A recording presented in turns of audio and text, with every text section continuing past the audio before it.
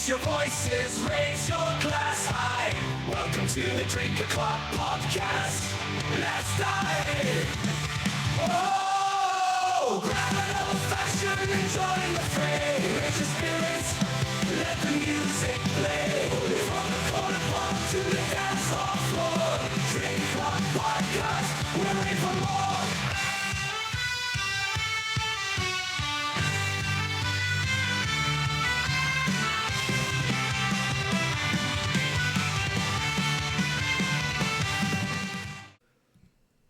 And we are live for another episode of the Drink O'Clock Podcast. I've lost track at this point of how many episodes I'm at. We're getting up there. So we just keep chugging along, So I'm your host, Rob Valincius, and I have the pleasure of having with me Teri Brown. Now, Teri, you're an author of a couple books. Most recently, your 10 Little Rules for a Double-Butted Adventure, which I thought was a clever title. I like that. Which debuted, 2 weeks ago? Yeah, now? Debuted February 14th, actually, so not even quite 2 weeks. Awesome. So we're hitting the stride early. I like it. We are. And you're also the host of Online for Authors podcast. Welcome to the show. Thank you so much for having me. I really appreciate being here. I got to tell you, I love interviewing authors. They're fun because, I'm a creative myself, and I feel like every creative person has a different creative process. Right. There's people will, it's almost like you learn from someone else where you take their creative process, but then you make it your own. Exactly. Exactly. I've met a lot of podcasters, and I've taken bits and pieces from everyone that I've met, and they've done the same with me. So it's like this. It's a cool give and take when you're working with creative people, and I love it. So let's start the podcast this way. So I want to talk about life growing up. So before we get into your books and accomplishments and everything you've gotten into, tell me a little bit about, what your childhood was like, growing up, and, kind of get into the transition into when you thought or when you knew you were going to become an author. Because I feel like sometimes we get that, that moment. Doesn't always happen, but talk to me a little bit about that. Yeah, sure. So I tell everyone I had a pretty average childhood. I mean, mom and a dad, a brother, I grew up. But my dad was in the Air Force when I was born. So I was actually born in Athens, Greece, which was really cool. It was really cool growing up because I got to tell people, everybody else was born in some little town in Ohio where I was living. And I got to say Athens, Greece. And I actually had a dual citizenship for a while because although my dad was in the Air Force, there was not a Air Force hospital. So I was born in a Greek hospital. So I had a dual citizenship, which I also thought was really cool. And I made sure that I lorded that over everyone. As a kid, I said I wanted to be an author. But I also said that I wanted to be a brain surgeon and an Olympic ice skater. So I'm not real confident that I knew what I wanted because I hate the sight of blood and I'm very klutzy. So I wanted to be a doctor. That was my, I think, the number one job in the beginning. And then, I think what I knew is I loved books. I read all the time. I was the kid who was always reading. I would read books. I would go to the library and get books. If I ran out of books, I would reread books. I just was that kid. My mom would say, go outside and play. And so when she wasn't looking, I would take a book and put it out on the ledge out of my window. And then I would go outside, grab the book, climb a tree and read because I loved reading. And so I think I've always had like a fascination with the written word. But there was no way my parents were going to pay for me to go to college to be a writer. That wasn't considered a real job. That's what you did on the side when you were waitressing. You couldn't do that. So I went to college. I got 2 majors and 2 minors. Never actually used any of it. Not officially. I mean, I've used all of it, but never any of it officially for a job. Got married and had 4 children and started homeschooling and ended up divorced. Remarried. I remarried. That was probably the worst decision of my life was that second marriage. He turned out to be emotionally abusive, but I didn't want to be divorced twice. So I stayed in that relationship for 14 years, desperately trying to make something work that wasn't going to. during that time, I started writing professionally for small businesses. You figure that was around 2000 is when I started that. And the internet was becoming, it's so funny to think about now that the internet wasn't really a big thing in 2000, but it wasn't. The It first time, wasn't. no, the first time I ever got on the internet, I think it was the end of 1998. And it was clunky and weird, and there weren't a lot of people on it yet. But I found that businesses were putting up these websites, but they had zero idea about what they should be saying about themselves. And so they had great ideas, but they didn't put them out there well. And I just found a great niche where I kind of went in and said, hey, I can help. And I helped them do their website content, ebooks, email campaigns, that kind of thing. I wanted. So you were like a pioneer. That was like Yeah. early. Yeah, it was really early. And it was all driven by I wanted to be able to stay home with my kids. And I could do that from home, kind of around anybody else's schedule, because as long as I had it done by the time I told them I was going to have it done, these people didn't care if I wrote it at 2 in the morning or 7 in the morning or 4 in the afternoon. It didn't matter to them so long as if I said I'd have it to you by Friday that they got it. And Yeah. so it was a perfect for me. It was really a good fit. I had this desire to write like fiction. I wanted to so badly, but I was too afraid. I was in this bad relationship. There's no safe place to land. So you're putting out your feelings and your thoughts and your characters and all this creative stuff out there. Well, if it doesn't go well, you want some safe place, right? And I didn't have that. I got out of that relationship in 2017 and words started pouring out of me. And so I wrote my first manuscript. It's horrible. It will never see the light of day. But and I tell people it's like the first painting that Picasso ever did. No one wants either, right? He's just figuring out how to hold the paintbrush. And that's kind of where I was. Refrigerator material. Yeah. But it taught me several things. First, I had 50,000 words in me. It just poured out of me. And it was like, okay, so I can write long form something. It had a beginning, a middle, end. It had characters. It had a plot. It was kind of like, okay, so now I just have to figure out the craft of this thing. So I wrote another one and I wrote another one. And each time I could tell, that got a little better here and this get a little better here. But I was still terrified to let anyone know I was writing because I had all of that leftover gunk from having lived 14 years in this really gross relationship.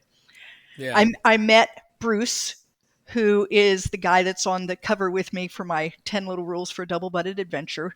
That could be a podcast all in its own because I was never getting married again, ever. I was never having a relationship again. I was done. And he tells people that he chased me until I caught him, which essentially means he just stuck around until I got used to him being around me. And then it was like, okay, he really is who he says he is. He wore you down. I did the same for my relationship. Yeah, he just kept being there. And it was like, okay, I guess if you're going to be here, we might as well get to know one another. I don't know. It was just, and he, right after I got out of that relationship and began writing, my son's friend walked the Appalachian Trail and kept a blog. And I read that thing like a drowning woman. And I kept thinking, I want to do that. I want to do something like that. Yeah. I thought that what I wanted to do was prove to people that I still had something worthy to give, that I still was, I don't know, somebody. Turns out nobody else doubted that except me. And so what I really needed was to prove this to me. So fast forward, I meet Bruce, and he says very nonchalantly one day, I've always wanted to ride across the United States on a bicycle. I thought, that would be an adventure, right? Bet he didn't know what he was getting himself into. And what's crazy is at the time I had not been on a bicycle in 40 years. Oh, wow. So this would be truly an adventure for me. He then suggested, after we started talking about it a little bit, he suggested, well, why don't we do it on a tandem? And that's a 2-seater bike, 2 seats, right? And he said he could ride. He's been riding forever. Does cycle racing, all of the things. And he knew that he and I trying to go across the United States wasn't going to work well because there's no way I can keep up with him. I mean, it would be horrible. So he said, Yeah. let's do this. Let's do it on a tandem. So I said, count me in. And we ended up getting married. And a year after we got married in 2020, the summer of 2020, COVID summer, we rode from Astoria, Oregon to Washington, D.C., and that's 3,102 miles. And it was at the end of that ride. As I see, we stopped at the Marine Corps Memorial. My husband's a 25-year vet, and we were raising money for Toys for Tots, so it seemed like a perfect place to stop. And he said, do you see that flag? I said, yeah. He said, that's it. That's where we're going. And I started to laugh, and then I started to cry, and then I laughed and I cried, and I was just a big emotional mess. And I thought, oh my gosh, I can do anything. I just rode across the United States on a bicycle. I mean, I can do anything. It's not a matter of can I do it, but what do I want? And I said, well, I want to be an author. And 14 months later, my first book was out. Wow. So let's hit the ride first, because I got questions. Okay, I'm sure you do. Right, from a logistics standpoint, right. How the hell does that work? Well, it does not work the way I thought it was going to work. Okay. So we did a lot of riding around home, about 1,000 trading miles, where we would just go take little 30-mile jaunts, 40-mile jaunts, and get really used to one another and the saddle and the equipment and everything. And I sat down at the kitchen table shortly before we left, and I created this master plan of where we were going to be at the end of every day and where we were going to stay. I had all the addresses. It was all on this lovely little document. Yeah. Yeah. Day one, we didn't make it as far as I thought. And it was like, that's okay. That's okay. It's just the first day. And so I rearranged my schedule a little bit. Day two, we also didn't get as far as I thought. And so I rearranged the schedule. And on day three, I threw it away. Because you can't pre-plan that. You can pre-plan the trip, but not each little dot along the way, because you don't know what the weather's going to be. You don't know how bad the hills are going to be. You don't know if you're going to be tired that day. You don't know how you're going to just feel emotionally. You have no idea if the wind is going to be blowing in your face or, blowing you along. Yeah. So how do you do it? Let's see, it's called Cycling Adventures. Adventure Cycling has maps of the United States, and they have all these bike routes laid out. Now, these are not bicycle paths. These are on the roads, but they tell you places that people have determined are pretty safe for cyclists. And then along the way, they let you know, like, where are places to stop and eat, and where are the gas stations, and where are campgrounds, and those kinds of things, so that you have all this information. And we had those maps. And at the end of every day, wherever we were, we would look at the map and we would pick 3 places to stop if possible. One of them was close, one of them was kind of medium, and one was further away. And as you're approaching that close one, hey, how are you feeling? It's, 11 more miles before we would get to the second place. Do you think you have 11 miles in you? And if the answer was yes, then you went on. And then same thing. Some days there wasn't that option. Some days you had to go 70 miles because there was nothing in between, and it didn't matter how you felt, you had to make it. But if we had a choice, that's what we did. And we learned that we had to ride each day. Like, you couldn't think about yesterday, and you can't think about tomorrow. You were just riding that day, which is what made it so incredible. When we show up in Washington, D.C., it was really difficult to take all of those individual days and realize that we'd made it the whole way across. Because I didn't think... That's wild. Yeah, I didn't think of it as a 3,102-mile trip. Yeah. You think of it in these little segments. I finished the segment. Okay. I finished the segment. Okay, put that away. I finished the segment. And then all of a sudden, I've got the pictures to prove it. I've got everything to prove it. I've got my memories, but I can't make it add up. It's been almost 5 years, or 4.5 years. I still can't make it add up. I mean, I know I did it, but it just doesn't compute. So how long did that take you guys? We left at the end of June, and we arrived in DC the 1st of October. So Wow. 3 months and a few days. It was actually 72 days of riding, but there were days in there where we had to take breaks. You Yeah. just can't ride it straight through. Or maybe some people can, but I was 56 and my husband was 68. So yeah, you can't just took Yeah. time. We Wake had up and yeah. be ready to go again Yeah, I sometimes. mean Look, I'm sometimes 38 and I yeah, can't do that yeah, sometimes you just sometimes. have to say, "Whoo, got to take a break." We did not take breaks in the beginning. We were a little prideful. We thought that we were just, going to gut our way through it, and soon realized that if we continued at that pace, that we were going to burn ourselves out and we weren't going to make it across. Yeah, we learned several lessons very early on about what you can and can't do, and how hard you have to push yourself, and when to say enough is enough. So.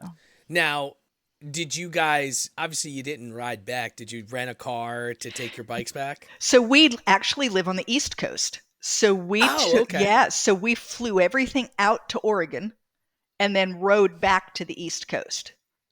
Oh, that's cool. Okay. Yeah. That makes Yeah. sense. Yeah, And the you I reason the reason we did that, just so you know, is prevailing winds are from the west to the east. And so you have more headwinds if you go from North Carolina and head to Oregon. But if you're going from Oregon and you're headed back to east, you have more tailwinds. And you definitely want a okay. tailwind over a headwind any day. Now, this does not mean that we never encountered headwinds, because we did. While in Montana, apparently the wind forgot which way was east and west, and we had headwinds for days on end. But generally, you have a tailwind when you're coming across the other way. What was now obviously you had to have stopped into some pretty unique towns Yeah, and we did. what was like one of the coolest like tourist areas or things that you guys did while you're on the Well, trip? what's funny is you don't tend to hit a lot of the big ones because we're Yeah. on smaller roads that are trying to keep you outside of lots of traffic. But we did hit the geographic center of North America. Oh, Okay? okay. And Not where's that? not United States, but North America, and it's in North Dakota. And for the life of me, I cannot think of the name of the place right now. But there's just this little pillar of a monument just in the middle of nowhere. It's just there, it stands, and we got our picture in front of it. So we saw things like that, things that people That's cool. don't like set out to find. Yeah, that's cool. Yeah, I see. I'm in the insurance world, and I travel probably a little bit more Yeah. than normal people, but there's certain areas that I still haven't been to. But there's other areas where I didn't think I'd enjoy it, and it was cool. Yeah. Like our favorite place to go is Vegas. We love Yeah. Vegas. Yeah. We love the we're night people, so we love to never sleep, and you can take a nap at 8 p.m. and get up and everyone's And, still and have going. something to do, right? Yeah. Yeah, we love the dry heat and the desert. Like I would take the desert dry heat over. I live in Philly, so I would take that over, the cold and snow Right. any day of the week. So it's I think that would be cool. Did you plan like the different like monumental things you wanted to do, or did it just kind of like come up as you It guys just were kind of going? came up as we went through. I saw the headwaters of the Mississippi River. That It's was cool. that was up just a little north of Bemidji, Minnesota. Yeah, Bemidji. Um, you would think that the headwaters of the Mississippi would be something like to look at. And it is a creek that you can literally wade across. It's Wow, nothing. really? It's nothing.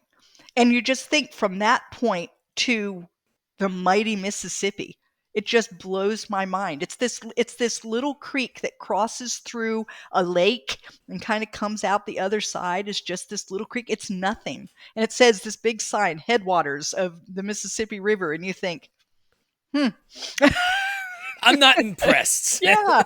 Yeah. And so you would never know. Like if that's all you saw of the Mississippi River, you would never understand what the Mississippi River was because now, it's a creek. now, did you guys encounter any issues? Did you blow tires? Yeah. Yeah. So How'd that work? we encountered a lot of different issues. One day we had 3 flat tires. So the Oh, rear wow. tire blew 3 times. We also pulled a trailer that had camping gear in it, and we blew a tire on the the trailer. We had a piece in the gearing system that was having problems. And so we went to a bike shop. They kind of patched it as best they could,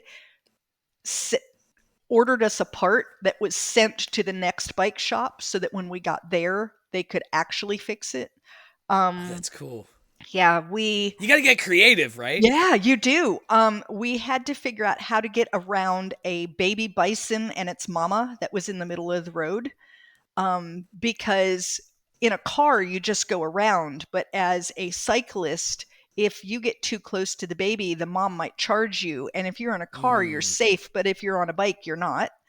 Yeah, wow, okay. We That's not something you tend to think right. about when you're we when you're slept leaving. we slept outside, camped quite a bit, and there were areas that was bear country, and you had to take everything you owned and put it in a bear bag up in a tree so as not to attract bears when you were sleeping.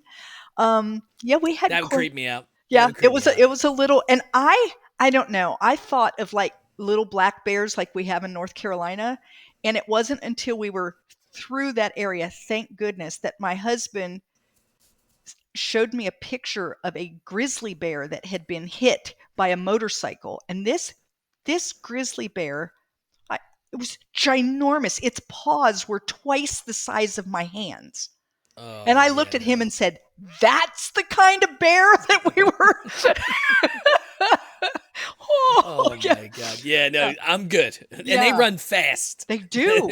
They're huge. And it was like, oh my God, I'm glad I didn't know. Sometimes it's just better not to know. Like it's just good not to know. So you guys did a lot of I've never camped. So you camped then a lot. We did a lot of camping. We did stay in some motels. Often the motels we stayed in, that would be kind calling them motels. They were dives. But when you think about how often we were having to stay and pay and whatnot, the trip would get really expensive if we kept staying in the Hyatts. You couldn't do that. So you stayed in these. There was one in Montana that was smoking rooms only. It was just it was a dive, but we were exhausted. That was the day of the 3 flat tires, and we were exhausted, and we had 70 miles we had to go that day.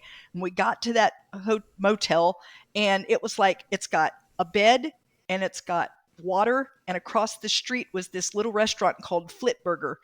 I was like, that's where we're going to stay. That's done. We don't need anything more. We don't have to get back on the bike to go find food. It's right there. We're done. So, interesting tip about hotels. I saw a TikTok I'm a TikToker. I get into this like this dark hole of just watching TikTok videos. It's called doom scrolling. Oh, it is. It really is. And I thought having TikTok for the longest time, and I think it was like 2021 is when I pulled the trigger, and now that's like where I get news. Where you live. And it's bad. But there's a guy, he showed a tip to see if you have bed bugs. Oh yeah. So if you take an iron and you heat the iron, the bed bugs like to stay in the corners of the bed. You just heat the corner of the bed, and then they lift come out to it. Yeah. Yeah, you'll lift it, and they rise, so you can see if the bed has bed bugs. Isn't that I'm like, gross? Now I'm gonna need to do that every time I stay in a hotel. Yeah. And I mean, I guess I've never brought bed bugs home. No, so you've been fine because you would have. Bed bugs are insidious, but yeah. So yeah, we stayed in. We actually did have a bed bugs incident. Oh no. Yeah, we did. Where they moved us to a different room, and it was free of bed bugs, but I had trouble sleeping that night. I had to take 2 showers because I just, bugs. Yeah. So yeah, we had that. What other kinds of things did we have? My husband actually at one time just got exhausted. We hadn't been eating correctly. We'd been pushing ourselves too hard, and we'd pulled up to this place to grab a bite to eat. 2 guys were like, "Oh, what are you guys up to?" I mean, you could tell we were up to something, that we weren't just out for a casual ride, because we're on a tandem and we're pulling a trailer and we're loaded to the hilt with bags and whatnot. And I'm sure at this point we were in Ohio, so we're filthy, and they could probably smell us from who knows where. And so it's like, "Oh, what are you guys up to?" So I'm telling them, and I turn back around, and my husband's on the ground. He's passed out. Oh no. And then it was like, now what am I supposed to do? And I ended up finding this lady that drove a pickup truck. She was so kind, loaded everything in and took us to the hotel that we had gotten that was like 3 miles away. We were so close, but we weren't going to make it. Loaded us in, handed me a jar of peanut butter and said, "You have him keep eating this because he's probably got low sugar." And that's what it turned out to be, is he had just, and he slept for about 6 hours, and then we went down to like a Bob Evans, and he got the breakfast of champions breakfast that had, the pancakes and sausage and bacon and eggs, and he ate the Oh, whole give me thing, it all. right? And it was just like he consumed that. And then we stayed. I had relatives that lived close by, so we stayed with them for 3 days until he really was sure he felt better, because it was like, I can't get back on a bicycle with him in the front and me in the back and have him passing out on me. Like, that isn't going to work. So That is not good. Yeah, you got to probably consume a lot of like carbs, right, to stay and with enough energy. And the problem is we had hit up a spot that was just difficult for like 3 days in a row, very hilly, lots of winds. We were up near Lake Erie, so there was a lot of lake wind. And it didn't seem that we were eating correctly. Like, we don't have any place to get lunch. Well, here's a gas station, and we would get some, a couple of Pop-Tarts or something. We weren't doing what we should have done. And it was too close to the end of our ride. There wasn't any energy to pull from. At the beginning of the ride, you still have a lot that you can dig deep and find that we had already dug deep. There was nothing left to dig, right? And so, yeah. What was it like? Now, obviously, I know you kind of mentioned this, but what was it like trying to how much clothes did you guys bring? Oh, so you can't take much. Yeah. I thought that I had done a lovely job packing. Like, I was down to what I thought was next to nothing. And on about day 6, we were in a motel that night, and I wake up and my husband's staring at me. He's already awake and he's staring at me. And it's like, he said, "So I think I've made an error in judgment." And I thought, oh my God, we're dead. Because, because he's the cyclist. And if he's made an error in judgment, anytime someone starts out by saying so, if there's some extra O's in there, it was like, you're screwed. This is not good. So he said, "I think we're carrying too much. There are some things I can send back. I'm going to get a box. Is there anything you feel you can send back?" Well, fear gets rid of a lot of stuff. So we sent back 20 pounds. A week later, he said to me, "There's still a few things that I could send back." And I said, "Yeah, me too." Experience got rid of another 20 pounds. So we started out 40 pounds heavier. In the end, I had 2 cycling outfits, which consisted of the shorts, the padded shorts, and shirts. I had a long sleeve shirt that you could roll the sleeves up.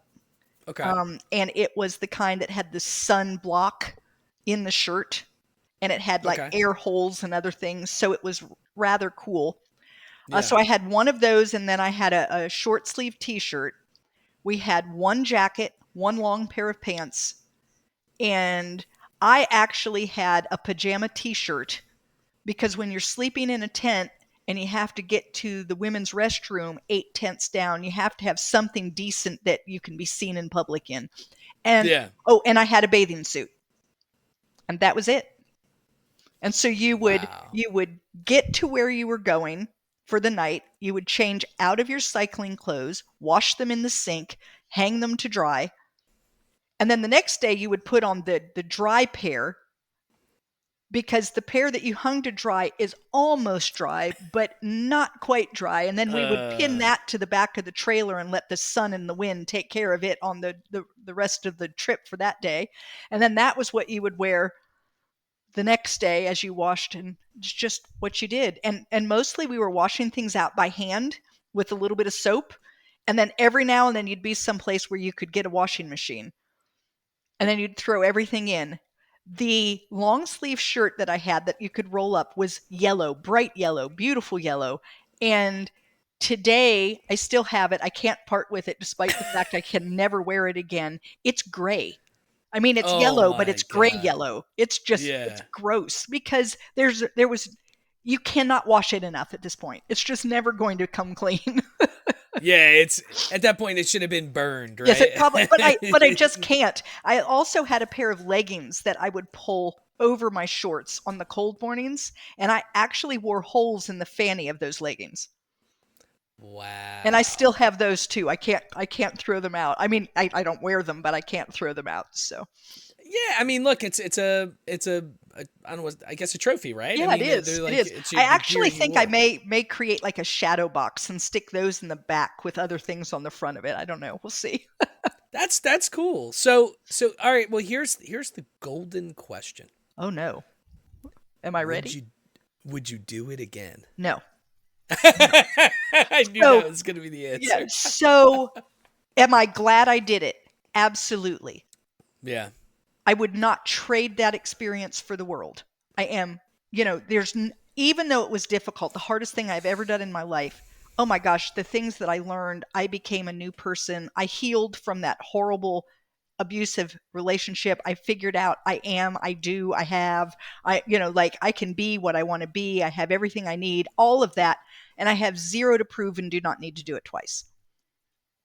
I like that answer. I like Yeah. that answer. Now, do you feel that had you not done this trip, it would have altered your trajectory Yeah. as a human? Yeah. This trip changed me. My husband tells people that who I was at the beginning is not the same person that I was at the end of this trip. I became self confident. I realized that I'm capable. I became confident again. I, I found things deep inside that pushed me forward when days were miserable. And any normal, sane person would have just said, screw this, I'm done. And Yeah. instead it was like, no, I'm not going to let this beat me. And I found all of that in me. And once you find something like that, you realize, my gosh, it's been there all the time. I just had it buried underneath so much crud I couldn't find it. So, I don't know. I may never have published anything. I may still be writing my manuscripts and not showing them to anyone. Yeah, it's like So, for all the times that you were told you weren't good enough, that you weren't yeah, smart enough, you weren't creative enough, yeah, that kind of like scraped away. It was almost like getting your psyche cleaned, like it almost like you get your was. teeth cleaned, It right? was. And you have a lot of time on the back of a tandem bicycle. You're Yeah. pedaling and you're pedaling and you're pedaling, but you do that day in and day out and day in and day out. And my husband and I talked a lot and we listened to music, but there was a lot of time to just contemplate. And I think things would like come up in my mind and then I would weigh that against what I was doing right then. And it was like, Yeah. well, I am capable. Look at me. I'm out here on a bicycle riding across the United States. I mean, so it was like, yes, things do scare me sometimes, but I do it anyway. And And it probably strengthened yeah, your relationship oh my with your new gosh. husband as well, Yes. right? I mean, that had to So be an Bruce interesting. and I call it tandem time. And we say that 3 months on a tandem bicycle together is like 20 years of marriage. So Wow. we've been married for 6 years in Earth time and 26 years in tandem time. I can only imagine the random fights that you guys had We that had you probably laugh about Right. now, We had two that were significant. One of them, I don't even remember. I think I said something snarky. I tend to be sarcastic, and Yeah. when I'm tired and I get a little grouchy, and and so I'm sure I said something. I have no idea, but I said something, and he didn't like it. And he's on the front, and he's normally a very good captain, where Yeah. where the pedal load is just the way that he and I have practiced together, and he doesn't hit the potholes and all of the other stuff. Well, that was not true on this morning. Okay. Now, he was not purposefully doing anything dangerous, but you Yeah. could tell that he was riding for himself, not for his partner on the back.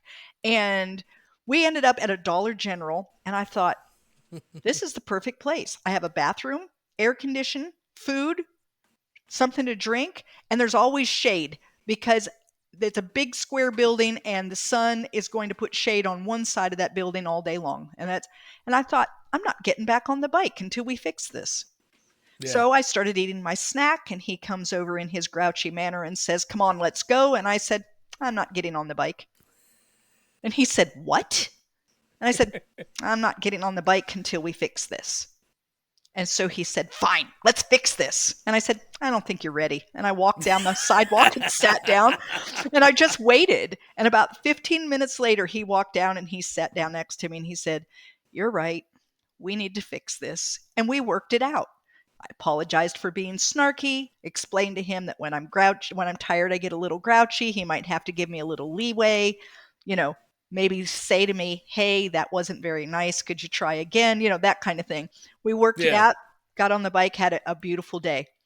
There was one evening where we had a very difficult day because there was a lot of road construction, and that meant there was a lot of traffic, and it just, and we got into town, and the GPS is not guiding us to the campground. We can't find it. And at that point, we both start snarking at each other. When we If you finally, should have made a left, Yeah. I would have made a left. I would have made a left. Yeah. So we finally get to the campground and we're not speaking. We put up the tent without speaking. We cook our food without speaking. And now we get into bed. Okay. I'm laying on my left. He's laying on his right. And we're stiff as boards and not touching one another. Nobody's moving, nobody's speaking, and nobody's sleeping. Right? You can just tell everybody's. Waiting for a pin to drop. Yes, I was so cold, and that I finally scooted backward until I was touching him, and I said, "This doesn't mean anything." So we had a crappy night's sleep, and the next day we were only able to go 12 miles because we were exhausted. And those two things really taught us. This is ridiculous. Why would we ruin like hours and days and relationships over a bad snarky? So we just learned to fix it. We just learned to fix it. It's like I would take a deep breath. Sometimes it takes me, I can't apologize immediately. If I'm still angry, I'm still angry. Or if I'm still, but once I give myself time, it's like, all right, I'm sorry. I shouldn't have said that, and then we just found a way to move on. So what you're telling me is anyone listening to this, if you're married, you should get on a tandem bicycle and ride across the country. Yeah. And by the time you get to the other side, you're either there's divorced, nothing you guys probably. You either got your lawyer on speed dial, right, or you guys have out. Or you guys have the strongest relationship of everybody. Exactly. Absolutely. That's cool. So, just explain a little bit. We'll end, this part of this, the interview is explain like when I know you said you were crying, but what did that mean to you when you saw like that flight? Like you go through that emotional turmoil you probably had when you were like, you knew you were at the end and you were probably so dead that you were excited, but it was also like it was over. Yeah, it's funny because you're on the bicycle. These seats are not comfortable. It's been hard. You've had weather, you've had wind, you've had sleeping in the most uncomfortable places. And in your mind, you're like, "Oh God, I can't wait. We're going to be done. We're going to be done." Then you realize we're going to be done today. We're going to be done. And you start to think, well, what are we going to do tomorrow? Yeah. Like what you mean real life? What it just so it was both like wonderful and horrible, and then horrible and wonderful. It was crazy. And then I'm an emotional person, super emotional. Me too. I cry, I laugh. I'm big and emotional. And so it's not surprising to me that I couldn't figure out what to do. I did. I laughed and I cried and went back and forth doing that for about 30 minutes. Laughing and crying, laughing and crying, and laughing and crying because it was like, oh my God, this is fantastic. It was just, yeah, I was a mess. But that's awesome. Like I said, though, to know that you did it. We used to tell people, they would say, "Well, where are you headed?" And Bruce would say, "Washington, D.C., but not today." because, we're out in the middle of Montana or whatever. Well, Yeah. that last day when you woke up and realized we're headed to Washington, D.C. today, like today, Yeah. we did it. And I hadn't been on a bicycle in 40 years when I met Bruce, and I rode across the United States on a tandem bicycle.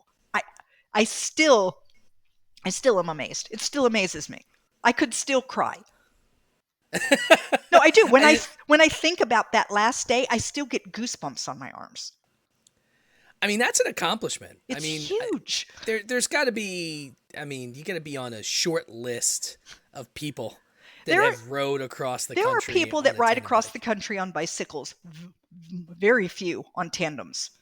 Tandem bicycle riding is not an easy endeavor. Crossing over the Rocky Mountains on a loaded tandem bicycle with a trailer. Oh my, thinking about it in terms of, are these people normal? I mean, we're not. Are you insane? Yeah. Maybe people should have said, no, you can't go across. In fact, we're going to have you committed, because there's a little bit of crazy that has to happen. But I tell people all the time, my definition of an adventure is something big and huge that you really have no idea what you're getting yourself into. Because if you knew, you would say, no, thanks, I'm staying home. if I don't mind asking, what's your astrological sign? I'm a Libra.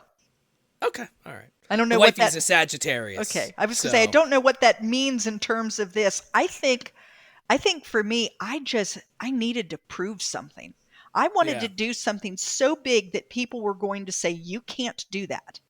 And I had people tell me, you'll never make that. You can't do that. And then it was like, good. And now I'm going to. So I did real fast. I actually had my brother said to me, you can't even walk and chew gum. You're never going to make it across the United States. And when we left that conversation, I looked at Bruce and I said, I don't care if you have to tie me to the bicycle. I'm making it across. So it's always the family that gets you triggered too. I could see my brother doing the same thing. Like, I'll show you, I'll sir. show you. Yeah, and it's like, watch me. Yeah. So now that the tandem time is over, obviously that jettisoned you to getting your books. Yeah. And deciding, hey, I'm going to be an author. So talk to me a little bit about what that looked like, what your creative process looked like after this. I mean, that had to it was almost like getting electroshock therapy. Yeah. Right? Yeah. So I decided, I want to be an author. That's what I want to do. And I went back and started evaluating some of the manuscripts that I had written and thrown to one side. And one of them, my first one, Sunflowers Beneath the Snow, just stuck out, and I thought, I'm going to see what I can do with this. And I started querying with this thing long before I should have. It was in no shape for people to see it, but I didn't know that. I didn't know what I was doing. And I happened to hit an editor who saw something in it and took a chance on me and said, hey, here's some things you need to do to really make this what it needs to be. And I published it. It's about 3 generations of Ukrainian women. And it came out 4 weeks before the current Ukrainian crisis. Oh, wow. And so what's cool about that, I mean, not cool because it's not cool that there's a Ukrainian crisis, but it helped me as a writer because I had something that people wanted to read because Ukraine was in the news. So it gave me a leg up that I wouldn't have had otherwise. So why? Now I'll say this: my wifey is Ukrainian. She was born here. Is she? But her parents were both in the Army and Air Force, and they grew up. Your mom was born in Venezuela. Yep. Her mom was born in Venezuela. She's Ukrainian though. Her whole family. And why? So why did you start with the Ukrainian women first? I had a friend who told me a story. She's Ukrainian. She told me this incredible story of something that happened to her in the United States that was so incredible that when she told it to me 3 years before I wrote the manuscript, I thought, wow, that should be a book or a movie. But I'm not the right person to do it. Well, when it came time when I said, okay, I'm going to write this, I no longer had contact with her. I found her again, but she had gone dark on social media, and I just couldn't find her. And I thought, okay, so I don't know how we got to this incredible story. So I tell everyone I wrote 82,000 words of fiction so I could tell her 3 pages of truth. So I just made up this story, to tell these last 3 pages of truth. So the last 3 pages of the last chapter are true, and everything else is just me making stuff up to get there. Um, but That's why? cool. But why I picked that one over other manuscripts, I don't know. I would look at other ones, and it was like, and this one just kept saying to me, "This is it. This is it." And it was like, okay, so this is it. And You had the hunch. yeah, and like I said, I had this editor who looked at it. I mean, what she should have said to me is, "Sweetheart, pat, pat, pat, take this home and work on it." But instead, I think that she saw that there was a good potential here, and she gave me a lot of good insight into what I needed to do to really strengthen this manuscript. And I was willing to listen. And I followed her. People think editors like rewrite your story. That's not what they do. They do things like write a big circle around something and say, "What's this?" Or "Need more," or "Who's this character?" Or, they Yeah. point out holes in things. And in our discussion, she just told me, "Look, I need more of this character. I need less of this. I need a little more here." Da, da, da, da. And when I finished writing it to those specifications, I was able to get it published. It was just really cool. It was, yeah, really cool. That is awesome. That is awesome. So you got your book published, and then now you have a couple more under your belt, Yeah, right? yeah. Hold on, let me see. So I've got an enemy like Daughters of me Green and Mountain Daughters of Gap, Green right? Mountain Gap. Yeah, yeah, So were those any of your originals, or these were brand new yeah, after? yeah. These were brand new and after. My originals probably won't ever. They are so bad in terms of like character development and things that I would have to do so much rewriting that it would actually be better to say, "I like the story idea. Let me start from scratch," and not Yeah. even look at what I've written, because it's just not. I mean, it was good for what it was, which was a way to get me started, a way for me to start learning about the craft of writing. But it's not good like you should read it. What's your creative process look like? So when you sat down, now obviously the sunflowers, you kind of already had it Right. started. Yeah. What was it like writing those 2 other books? Like, what did your process look like? So I have I've talked to authors. I have I had a guy that was in the bar, and yeah. he wrote typing and meeting people in a bar. I've had other people they need to be isolated. Like, what's that look like to you? I I always almost hate to say out loud what I do, because it isn't like what I think an author should do. You know, Yeah. when you read these craft books, you should write every day and you should pick a time and and I'm so not that person. I I do what I call word vomit, which I just all of a sudden need to write, like, and I just write it all out and get it out. I type, because I'm an extremely fast typist. And if I handwrite as fast as my brain is going, I can't read a thing that I wrote afterwards. So I just type, type, type, type, type. Yeah. I also do what I call binge writing. So once I have this idea, I will write and write and write and write. Heaven help you if you need something from me, because I am not going to be available. I don't eat. I don't shower. I get up. I sleep for a few hours. I'm back up. I'm typing until it's just kind of not there anymore. And then I might not write anything for another week or so because I've got it all out of my system. My favorite way to write is to go away, not be here at home where I have to worry about laundry and the phone ringing and other things. And if I can go away to a retreat, especially if I can get a 2-week retreat, I can get a first draft of a manuscript out Wow. because I have nothing else to do. Yeah.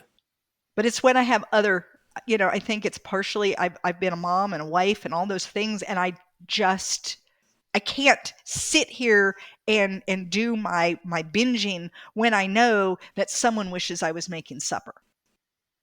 there's a dish in the sink, Yeah. or it's I trash night, or or or whatever you it or you is. hear the bell go off on the dryer, and you better get up and fold those. You just and as wonderful as Bruce is, and as much as he loves the fact that I write, I'll tell him I'm going to write. I need to be left alone, and he says, "Got it." And I'll be typing, and all of a sudden I can feel him, and he's standing behind me, and he's very quiet. And I'll look up at him, and he'll say, I don't want to bother you. And it's like, yeah, too late. And he says, but when you have time, could you come out to the garage? I need you to hold something while I do whatever. And it's like, well, let me do that right now. And he'll say, oh, is now a good time? Pretty much he interrupted the flow. So let's go ahead and get that, so it's just easier to Yeah, be somewhere else where no one has any expectations of me. And then I can yeah, get so much written. I also love to write in a coffee shop or a library, although I have found that a library is actually too quiet for me, because then if someone makes a noise, it jolts me because it has been so quiet. I kind of like it yeah. where there's a hum of people around, because I've learned how to ignore that, and then I can just get right into it, and none of those people need me. Yeah, there's just like a background Yeah. noise. Yeah. Like I sleep with a fan on, Yeah. that I need that white noise for me to like drift off, because Yeah. I'm one of those thinkers. So like, it'll be, we lay down at 10:30, and I'm just laying there and I'm like, huh, I wonder why I did that when I was in high school. And then Yeah. you're just like, I don't know, why did that even pop into my head. Exactly. Um, Exactly.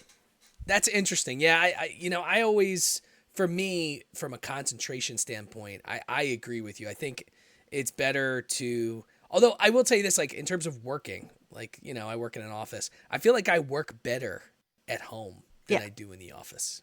It's weird. It's like, well, also I'm a tech nerd, so I custom built my PC here, and this computer is like 10 or 15 of the computers at my office. So like I can do a million things without ever having to worry about anything, because this computer is ridiculous.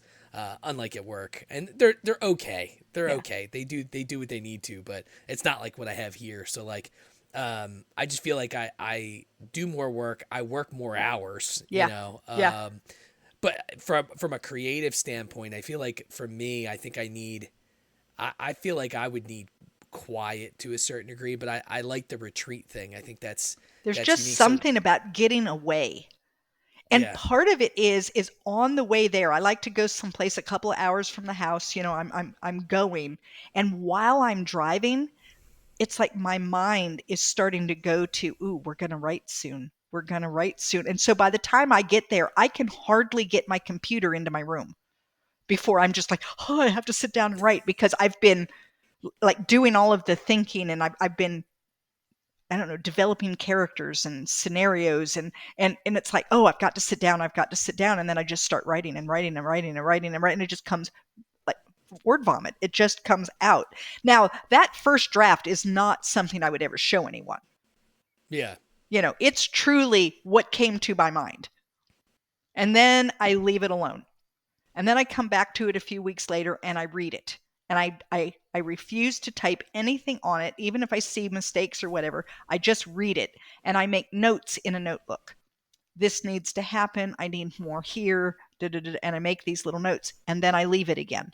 And then the next time I open up the document, I follow those notes. And now I start making changes and wordsmithing and adding and moving and massaging it and whatnot. And then once again, I leave it.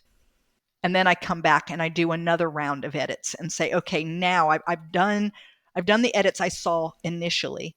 Now let's read this. What do I see? What needs to happen? And then I get it to an editor. Because an editor, no matter how many times I edit it myself, an editor always will say, this character's a little flat.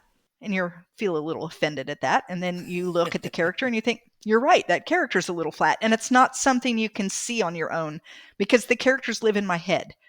And even if I haven't told you, I know what the character would have for breakfast, because that character lives in my head. And I assume that you should know too. And sometimes I assume and don't actually share it. And my editor yeah. will say, this character really doesn't have an arc, Teri. what? You obviously don't understand my character, right? What are you talking Yeah. about? And then I look at it and think, or maybe it doesn't have an arc. So what you're saying is the editor is almost like the constructive criticism Yeah. that Yeah. you need, and sometimes it's like the direction. Sometimes we think and we're like this, but the editor comes in and goes, "Well, you need to broaden it widen up, that or lane." or Yeah. sometimes I have the tendency to what she calls wander in the woods, where I'm not getting to the point, and she'll say to me, if you'll get to the point faster, you can go about wandering in the woods, because people know why they're in the woods wandering with you, and they'll stay in the woods. But if you don't tell them why you're there, they're going to get tired and go home. And it's like, fine. All right. So with that process, what on average, how long do you think it takes for you to write like a full-on book from start to finish? I can get a first draft done in 2 weeks if I have a chance to go to a retreat. And then it's going to take me 6 or 7 weeks of editing myself, plus the downtime, and then send it to the editor, and then another couple of weeks fixing what they say. So for my actual writing process, I probably can do it in 10 to 15 weeks. But with all the downtime I need between those steps, it's about 6 to 9 months. I mean, that's still pretty incredible. I mean, that's, I'll tell you this. I'm a reader myself. I do audiobooks, okay, Yeah. because Yeah. I drive a lot. Hey, So, look, audiobooks is reading. People will claim, "Oh, that's not real reading." Oh, yes, it is. You're consuming books. It's reading. So, okay. yeah, and I hate, because the radio, look, I like music, but I'm not a fan of today's music in many aspects. And there's a lot of stuff. I've been told I'm an old soul to a certain degree, because I think sometimes I act like I'm 70. But there's certain things about just absorbing information when I have an opportunity. So, I have about an hour and a half drive, give or take. So, I'm able to listen. I love fiction. So, that's what my preferred is. But I started to listen to some nonfiction. I can't do self-help books. I've tried. I have a bunch in my Audible account. I've tried. I can't just. Well, those I'm not a Audible like a self-help rah-rah person. are difficult, I think. There's Yeah, just something, I don't know, because to me, if you're going to do a self-help book, you almost need to be doing one little chapter at a time with a notebook and making little notes. And that's not really what you're doing when you're driving a vehicle with something in your head, yeah. Like, It's yeah. just it's I don't know, the self-help thing, the rah-rah. For me, I just, in my head, I'm like, all right, you just need to figure it out, dude. These people can tell you, and give you these tools, but you just need to figure it out. And that's kind of how sometimes I fly by the seat of my pants. I'll tell you that. But for me, the audiobooks, I've listened to some really, I love series. I love to know that I have, 3 to 6 books. That's my thing. So like, there's a couple books. There's just finished the most recent book by, I think it's Dennis E. Miller. It's the Bobiverse series. Really, really cool. It mixes like real life, technology and advancements that are theoretical, and puts it into some pretty cool books. But it's one of those things where I stop at a certain point, I pull up and I'm like, oh man, I can't wait till I'm done work Right. to listen to the rest of this chapter.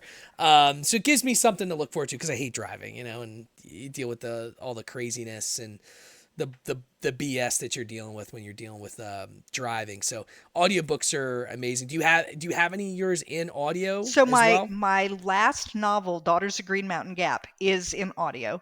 And that was interesting. So, you hire a narrator, and they send you a little chapter for you to listen to see what you think.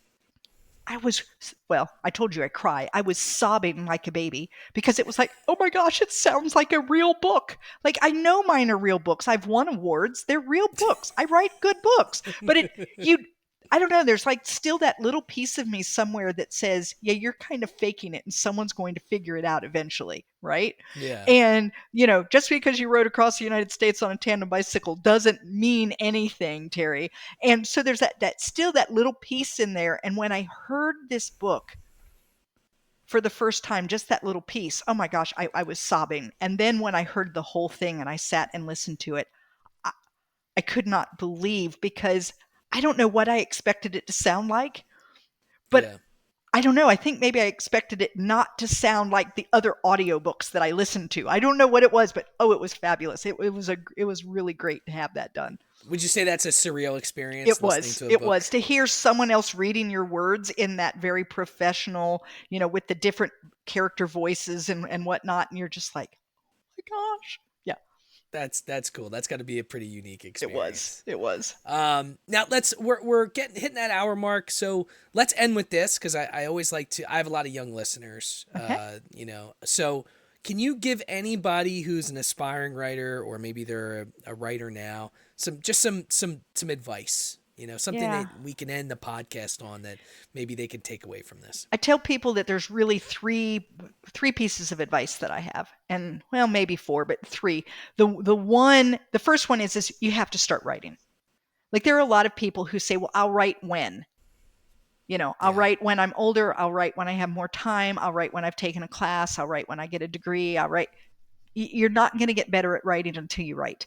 And so the first thing that you do will be no good, but that's okay, because you're not going to get better until you start doing it. It would be like saying, I'm going to become a tennis player and I'm going to read this good book and now I'm going to go out and play tennis. I'm still not going to be able to hit the ball, right? And I'm not Yeah. going to be able to hit it until I've done it. So the first thing is to write.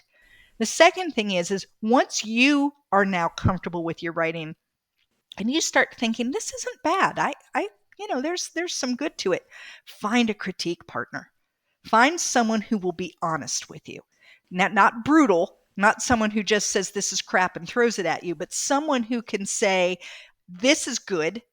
Here's why I'm having trouble with this section. And then the third thing is, well, part of the second is listen to that, right?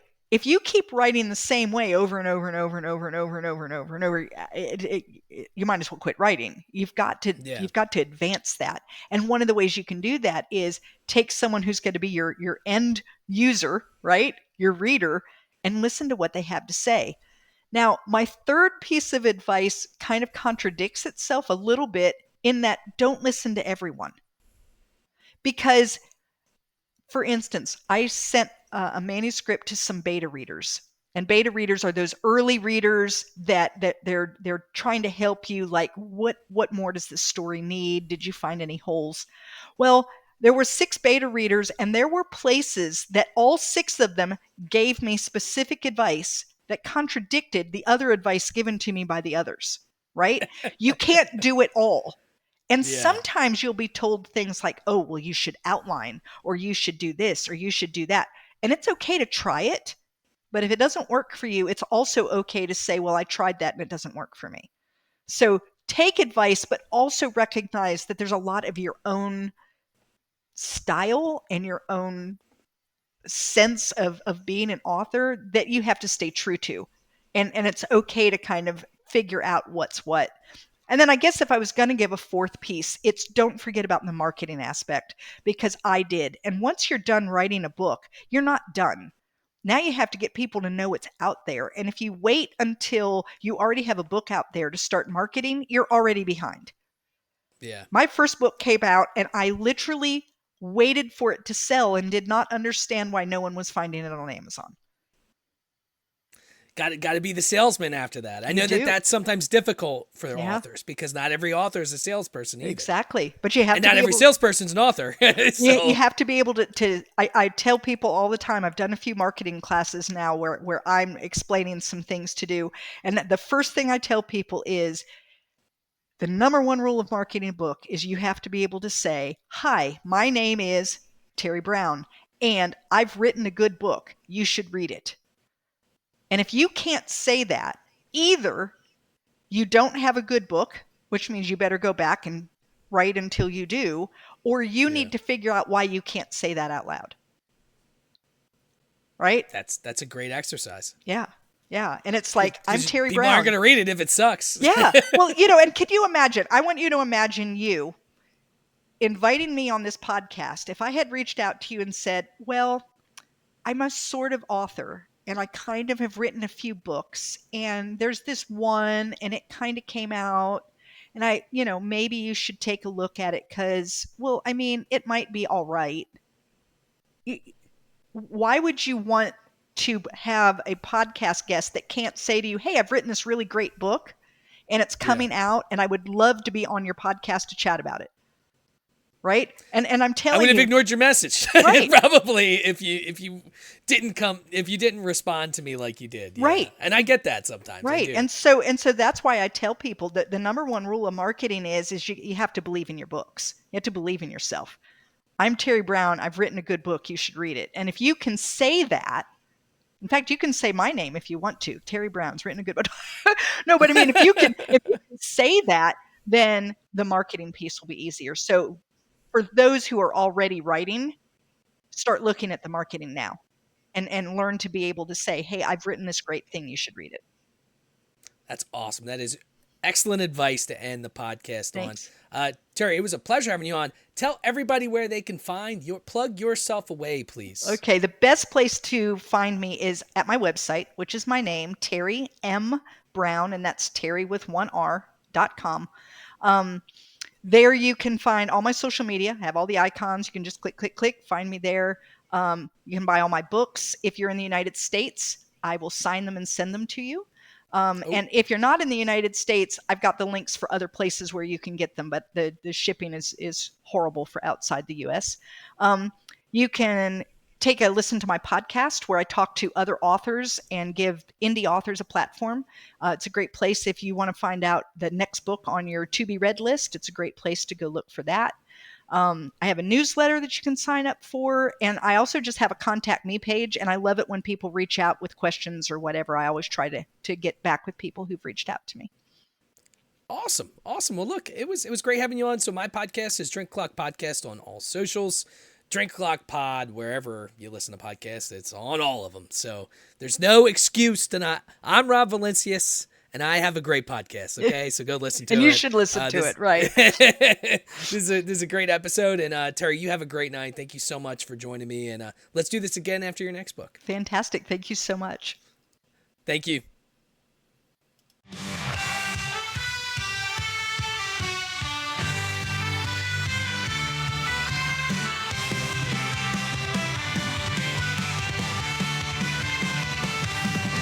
On a stormy night where legends unfold, there's a podcast that's breaking the mold. Raise your voices, raise your glass high. Welcome to the Drink O'Clock Podcast. Let's dive. Oh, grab an old fashioned and join the fray. Raise your spirits, let the music play. From the corner park to the dance hall floor. Drink O'Clock Podcast, we're ready for more. We're ready for more. With a mix of folklore and rebel cheer, we'll guide you through tales of whiskey and beer. From Irish shores to lands afar, grab your friends, it's time to race.